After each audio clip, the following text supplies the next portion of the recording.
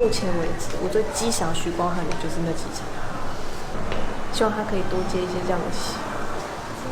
我觉得他非常适合演高中生。我觉得李子维这个角色在播出之后，一定会风靡万千少女。我觉得光汉演戏是很自然、很舒服的，你会想看他在镜头上的演出。然后他又，就他个性又算稳重，就是以同年龄来讲。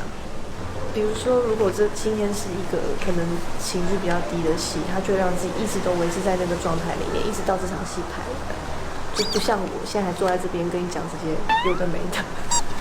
我觉得两个角色都有一点点，我觉得李子维就是我觉得他比较爱捉弄，有些时候比较爱捉弄人，比较屁的地方。然后我觉得王全胜是他比较有时候比较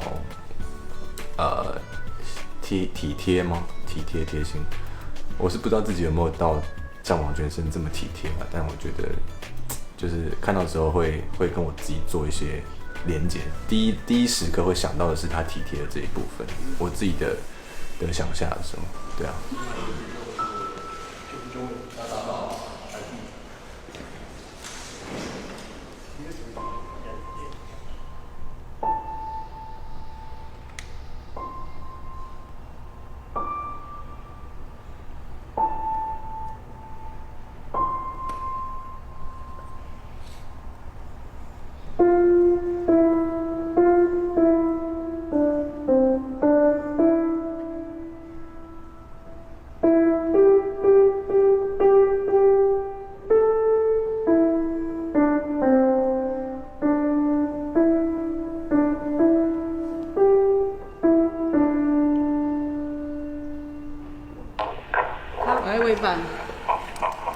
进来，好的。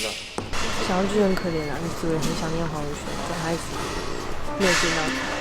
陈韵如骗他说黄宇轩都是假的，根本就没有这个人。可能是钢琴声吧，还有这首歌，没有想到弹起来这么悲伤。这首歌很厉害，它既可以快乐，也可以悲伤，就像爱情一样。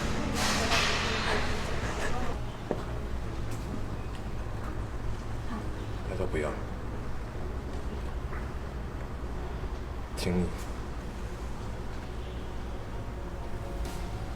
不要再用黄宇轩的表情看我。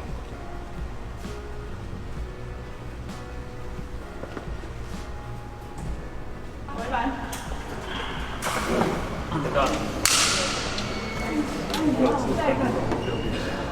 我也不知道，我只是想到就很难过。